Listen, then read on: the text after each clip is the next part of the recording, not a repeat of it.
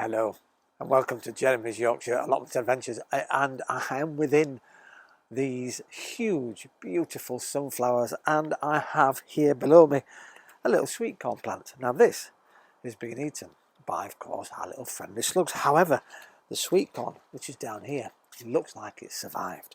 Now these sweet corns here have been pollinated by myself. We've used this part at the top, look here, with all these on, and what you do is you take a few of these off. In fact, you can take the whole of that off, and you find down the bottom here where it's starting to produce a beautiful sweet corn, and you take this and you give it a little tickle on these lovely brushy bits, and well, that's technical for you, isn't it? Brushy bits, and you can pollinate the plants. And so we have some sweet corns coming, which is absolutely fantastic. I can't wait until we can eat the sweet corn. A few more days now, and all will be delicious. More exciting news on the allotment. Things have finally started to change colour. How exciting is that? It's great to have you on board. Welcome once again to Jeremy's Yorkshire Allotment Adventures. And well, it's t-shirt weather here in the Yorkshire allotment. So you know the drill. Come on, sit back, relax, put your feet up, get your cuppa, and enjoy today's show.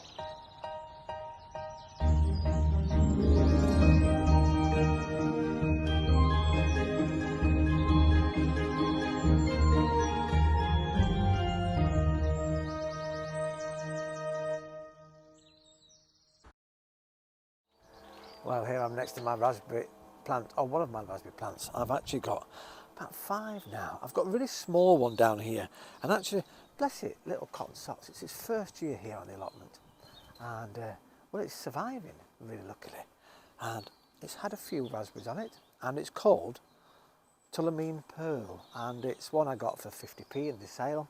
It wasn't very alive, as we put it. It's been in the greenhouse for 6-7 months last year, then came out here early this year, and it's producing raspberries. It's not producing a massive amount, but there's some, which is always very lovely to sit on. However, we have our beautiful tall one here. Now this, over the summer, was a little disappointing again. I'd not had many of, I'd had some, but I've been away a few days, and look what's happened here. Very carefully we'll pull it round, and we have lots and lots of raspberries just appeared. What seems like overnight, it's not overnight obviously, and we've got some more coming over here and at this end. So finally, into the bursts and the end of August, we're getting bursts of beautiful natural raspberries, and they taste beautiful on the breakfast cereal in the morning. Fantastic, isn't it? How wonderful. Aren't I a lucky boy? Well, here I am just taking a little breather and just admiring from here the sunflowers I've got, and there's lovely, beautiful, different varieties. And what I thought these ones, when they've got multiple heads on, I thought they'd be like small bushy things, but these are 7-8 foot tall now, and with lots and lots of different heads on, and it's great. I'll take some photographs while I'm talking, and we'll put a few pictures up here and there, and you can see the different styles. They're just absolutely beautiful. I love the fact that the multiple flower petals, of course, on some of them.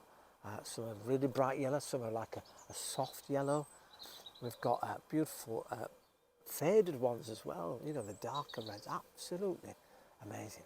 But what's lovely is the bees love them, and what we'll do is we'll leave some out over the winter period for the birds to have. They'll come and start taking the seeds from the middle of them, because some are already drying out, and we'll look after those. What I've done in the past, I've cut them back and put them in the greenhouse. They've dried up, and over the winter I'll just pop them out, and the birds can enjoy the seeds. Some great success now on the allotment, and it's really nice to see colour come into the fruits on the tomato plants. Yes, I have my first red tomato. I feel like cracking open a bottle of something exciting, and celebrating the fact that we have here some beautiful now coming tomatoes. So here's a photograph of my first red one. This is one that was in the last show actually. It was about to turn. It's taken a week, but it's done that. So isn't that magnificent? Now when I was looking at that one, I just looked up and across, and on the next plant there's the most beautiful yellow tomato. The yellow tomatoes are absolutely lovely. If you get a chance to grow them, they're very sweet and really, really tasty. So I should be having that on my sandwich later on today, with a little pinch of salt over the top, just to bring out the flavour even more.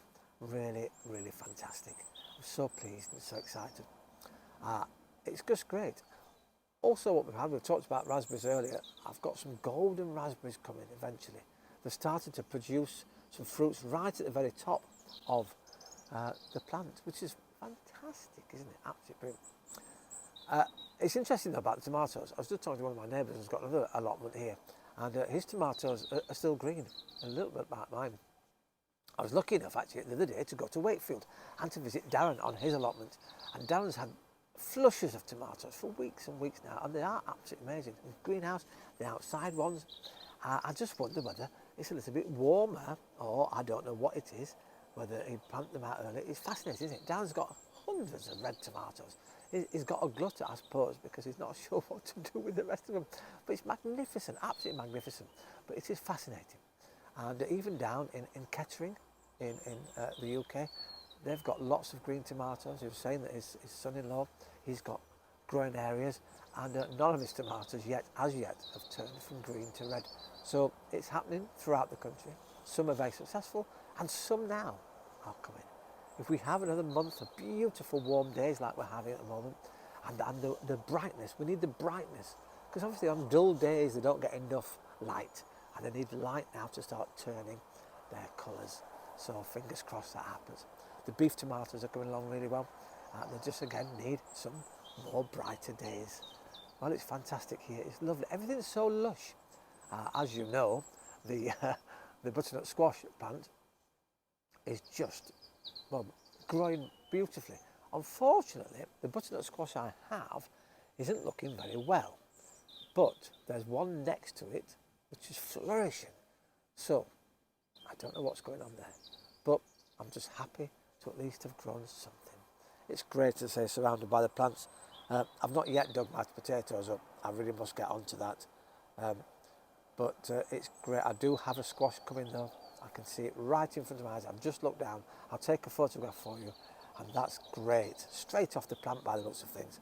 And it has been on a netting to protect it a little bit, but it's now coming along nicely. It's just off the floor.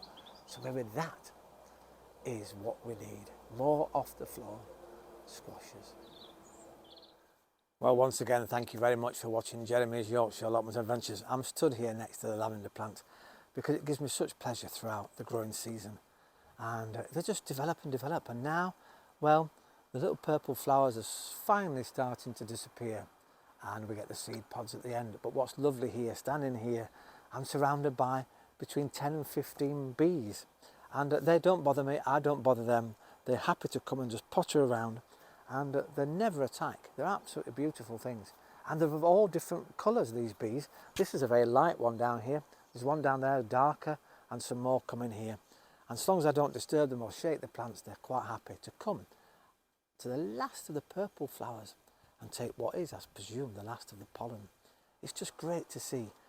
The little wasps, they're doing fine. They're back to doing what they do nicely. I spotted a few the other day, actually, going up and down the stalks on the sunflowers. They must have been collecting, possibly, some of the sap out of the sunflower stalks. Who knows? But they're around collecting whatever they need to survive in their beautiful, huge nest.